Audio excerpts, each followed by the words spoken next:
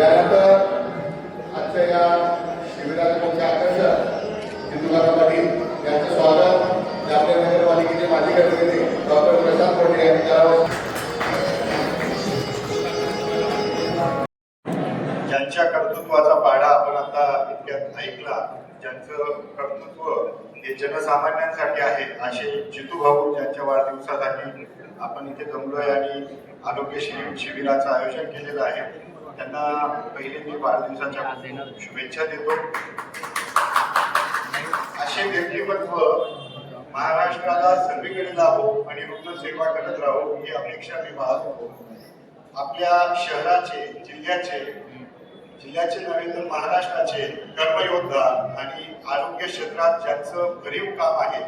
असे आपले आदरणीय नामदार गिरीशजी महाजन साहेब यांच्या नेतृत्वाने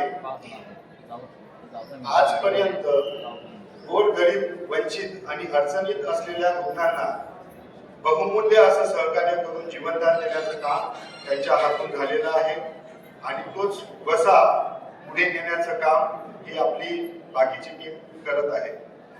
मी या जिल्ह्यात नवा आहे. 15 दिवसापूर्वीच माझी सिव्हिल सर्जन म्हणून नियुक्ती झाली आहे, म्हणून मंचावर मला उपस्थित सर्वांची काही नावं माहीत नाही, तर त्याबद्दल मी थोडं क्षमस्व आहे. मला जिल्ह्यात आल्यानंतर जर भाऊचा पहिला आदेश काही असेल तर आमच्या ज्या आरोग्य संस्था आहेत त्या संस्था बळकट करून त्या संस्थेमध्ये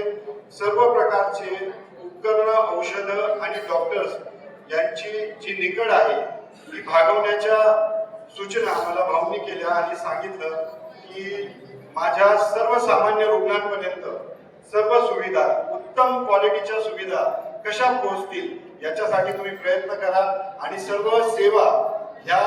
उपजिल्हा रुग्णालय जामनेर येथेच तुम्ही कशा चालू कराल आणि जिल्ह्यातही सर्व ठिकाणी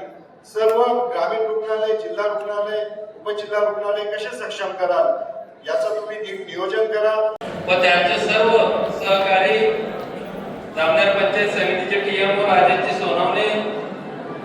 उपस्थित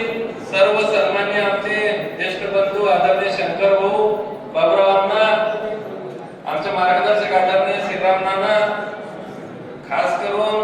आमचे जावई बापू जे ऑस्ट्रेलियावर इथे उपस्थित आहेत, उपस्थित सर्व सन्मान्य नगरसेवक